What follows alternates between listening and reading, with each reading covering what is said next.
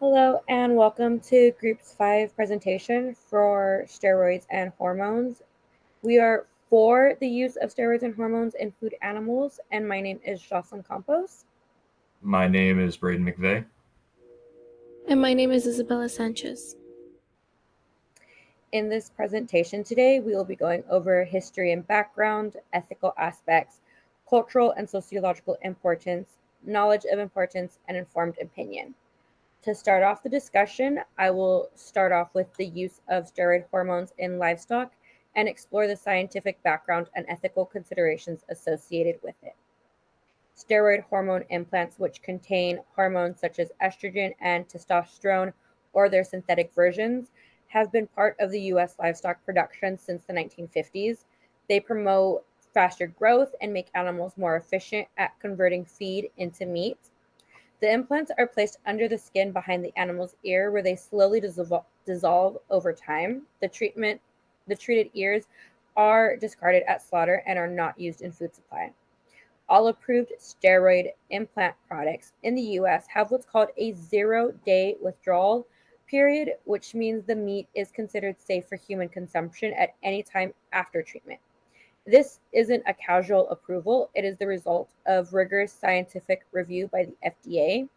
Before any of the drugs are approved, manufacturers must provide strong evidence that the product is effective, safe for the animal, safe for the environment, and safe for people who eat the resulting meat. The FDA also establishes acceptable levels of hormone residue in meat using scientific data to ensure there's no harm to human health. It's also important to note that not all animals can be treated with these implants. Steroid hormones are not approved for growth promotion in dairy cows, veal calves, pigs, or poultry. Their use is restricted to only beef, cattle, and sheep, typically at specific stages of growth. In many cases, these products are available over the counter and are administered by livestock producers themselves. Some of the approved hormones, like testosterone, are produced naturally by human animals, or by both humans and animals. The amount of hormone introduced through implants is minimal, much smaller than the hormone levels already found in untreated meat or what the human body naturally produces daily. This is one of the reasons the FDA has deemed these products safe when used as directed. Now to move on to the ethical side of this discussion and the presentation. One of the most important ethical foundations is scientific and regulatory oversight. In the United States. Agencies like the FDA and the USDA don't base approvals on politics or public opinion. They rely specifically on scientific data. From an ethical standpoint, that's significant. It reflects a commitment to making responsible, informed decisions about our food system rather than reacting to misinformation. Another ethical consideration is food security. By using steroid hormones to accelerate growth and improve feed efficiency, producers can raise more meat with fewer resources. That means less land, less water, less feed are all required to produce the same amount of food. In a world where millions face food, especially in developing regions, this kind of efficiency can play an important role in fighting hunger. There's also an environmental angle. Faster growing animals means a shorter production cycle. This translates into lower overall emissions, less manure, reduced resources per pound of meat. So, in some ways, the use of these implants can support more sustainable agricultural, at least when looking at an efficiency per unit of food produced. And it's also worth noting and understanding that these hormones in the food are not new or unique to the implanted animals. Hormones like estrogen and testosterone are naturally present in many of the foods we already eat, such as meat, dairy, and fish. These hormones function similar to animals and humans, and the trace amounts found in treated meat don't significantly change the hormonal exposure we already receive through our diets and natural production in our bodies. The overall use of steroid hormone implants in livestock is complex, but it's a carefully regulated practice. It offers regular benefits in terms of food production and efficiency, while also promoting important discussions around safety, transparency, and ethics. With strong scientific oversight in place, the goal remains to balance productivity with responsibility to ensure we're not only meeting humans' needs, but we're also respecting the animals, the environment, and the public health.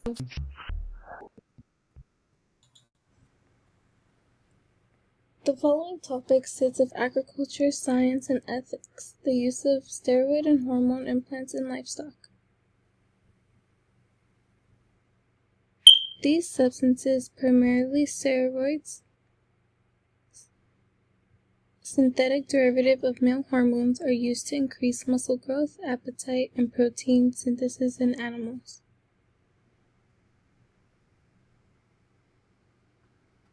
It leads to faster growing animals with more meat and better sensory quality when processed, such as an improved texture and flavor.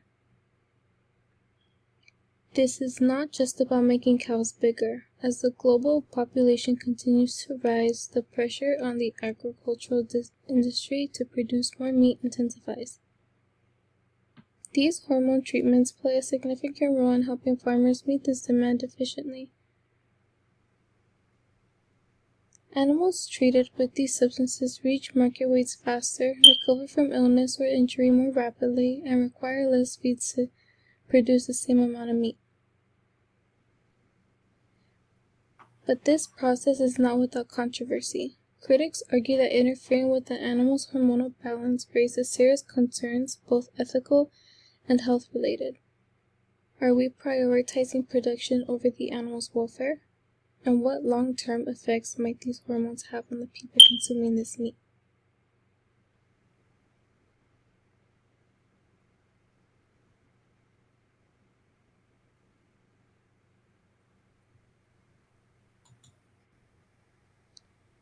Recent studies have shown that the use of hormone implants in cattle bring measurable environmental benefits.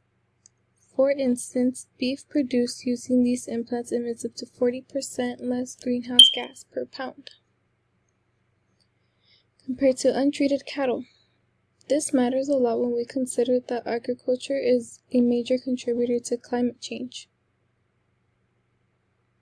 With implants, we also see a 25% reduction in land use. That's a significant improvement in sustainability. And the efficiency doesn't stop there. These treatments reduce the amount of water, feed, and land needed to produce the same amount of beef. This means that farmers can produce more with less environmental impact, less natural resources, and less financial costs. Implants make meat production more sustainable in terms of land and emissions, but they also deepen the divide between traditional farming practices and industrial agriculture. Some communities, especially in Europe, have taken a strong stance against hormone use in food animals.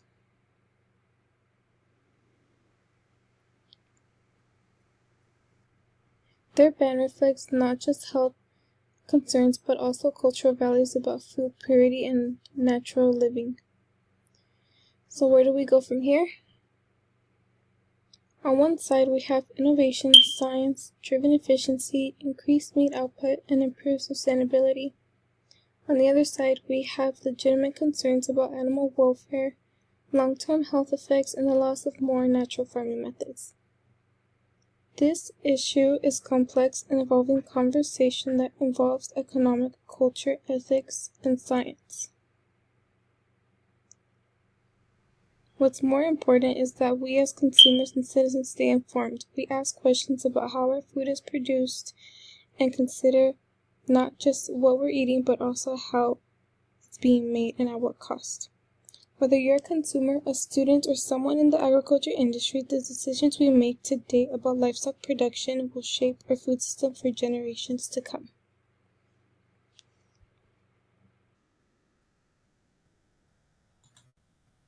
So, how are steroids and hormones beneficial? So, there are different products of hormones and steroids promote efficiency and feeding to improve the growth rates. This does come from world governments, especially here in the United States, expecting that ranchers and farmers can produce more with less. From a business perspective, so the steroids are allowing for economic gain for farmers and ranchers to keep up with the demand of the consumers. With more people in the world than food-producing animals, there needs to be some flexibility with how to keep up with the demand in the world. Animals may also need these hormones and steroids to tackle health problems. So if they have a hormonal imbalance or something, could be an issue. So veterinarians use hormones and steroids to help combat health problems in food-producing animals, especially cattle. If you look down at the chart or the bar graph down at the bottom, it is the global demand for meat. It was the numbers from 2005 and the predicted numbers of 2050. So as you can see that beef and poultry are going to be the highest in demand. And it makes sense for poultry because they are a smaller animal and you can house a lot more in a very small area. Cattle, that makes sense too because a lot of people do eat red meat, and it is one of the most highest growing consumer-based products. So what many people don't know is that a lot of animals and humans actually have naturally occurring hormones in our bodies. If animals don't have these hormones, or if we don't have them, our survival rate and we would really die because we don't have anything in our systems to regulate what is going on. So when you're at the store and you see that you go to the store and you see hormone-free meat, that's not a thing. That is completely false. And if you have that, I would stay away from it. There is options for no additional hormones implants, though. The FDA has also made it safe for humans to consume by continuously monitoring for residues and synthetic hormones in meat. The FDA has also needs to approve claims regarding no added hormones, having producers provide all the proper documentation and paying all possible premiums if they want to advertise that. If you look at the table over here as well, specifically down here at the bottom where it is circled, you're going to see that the estrogenic activity between an implanted steer and a non-implanted steer. Non-implanted steer is 0.85 and an implanted steer is 1.2. So in big terms, that is not a very big number to go against. So if you were to have beef from implanted steer, there would be little effect, if any, at all. In this overview, the use of steroids and the hormones in food-producing animals have been in practice for many decades that the FDA has been able to highly regulate and monitor what is being put into food-producing animals. Based on the practices put in place by the FDA, we are for having the use of hormones and steroids in food-producing animals. If it weren't for the efforts by the FDA along with farmers and ranchers, the use of steroids and hormones would be out of control. The economical impact creates another reason for benefit in steroids and hormones since the world population is growing dramatically and the governments are still asking for more while giving the farmers and ranchers less and less each year. For the benefit of farmers and ranchers each year, they will use steroids and hormones either for the welfare of their animal or to keep up with the demand of the world. Most farmers and ranchers need to use hormones and steroids or else they will lose their livelihood and careers. Based on the given facts and observations, we can agree with the use of steroids and hormones in food-producing animals. This is our works cited page on each slide that had information on it. A lot of these are, or all of them are from reputable sources. And we would like to thank everyone who watched this video on why we agree that steroids and hormones are used in food-producing animals. Thank you for listening to us.